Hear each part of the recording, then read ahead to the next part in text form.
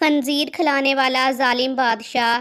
پرانے زمانے میں بنی اسرائیل کا ایک بادشاہ تھا جو کافر ہونے کے ساتھ ساتھ بہت ظالم بھی تھا، جو لوگوں کو خنزیر کا گوشت کھانے پر مجبور کرتا تھا اور جو آدمی انکار کرتا تو اسے سخت سزائیں دے کر ہلاک کروا دیتا۔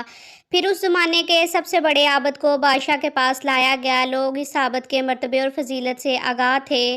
لوگ نہیں چاہتے تھے کہ اس عابد بزرگ کو بادشاہ کی طرف سے کوئی تکلیف پہنچے، چنانچہ ایک سپاہی نے عابد سے کہا، آپ مجھے ایک بکری کا بچہ ذبح کر کے دے دیں۔ جب بادشاہ کہے گا اس عابد کے سامنے خنزیر کا گوشت رکھو تو میں وہی بکری کا گوشت سامنے رکھ دوں گا۔ بادشاہ یہ سمجھے گا کہ آپ نے اس کی خواہش کے مطابق خنزیر کا گوشت کھا لیا اور اس طرح آپ بھی ہلاکت سے محفوظ رہیں گے۔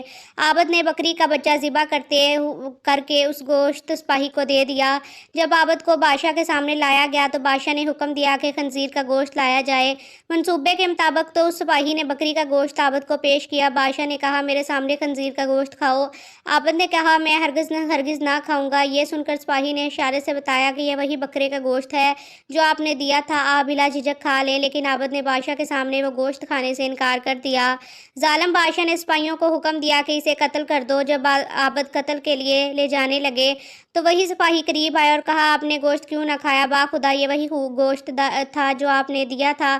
عابد نے کہا، ایسی کوئی بات نہیں، بلکہ میں اس بات سے ڈر گیا کہ لوگ میری وجہ سے فتنہ میں مبتلا نہ ہو جائیں، کیونکہ جب بھی کسی کو خنزیر کا گوشت کھانے پر مجبور کیا جائے گا، کہیں گے کہ فلاں عابد نے بھی تو مجبور ہو کر حرام گوشت کھا لیا تھا، لہٰذا ہم بھی کھا لیتے ہیں۔ اس طرح لوگ میری وجہ سے بہت بڑے فتنے میں مبتلا ہو جائیں گے اور میں لوگوں کے لیے فتنہ ہرگز نہیں بننا چاہتا۔ یہ کہہ کر وہ عابد خاموش ہو گیا اور جلاد نے اس کا سر تن سے جدا کر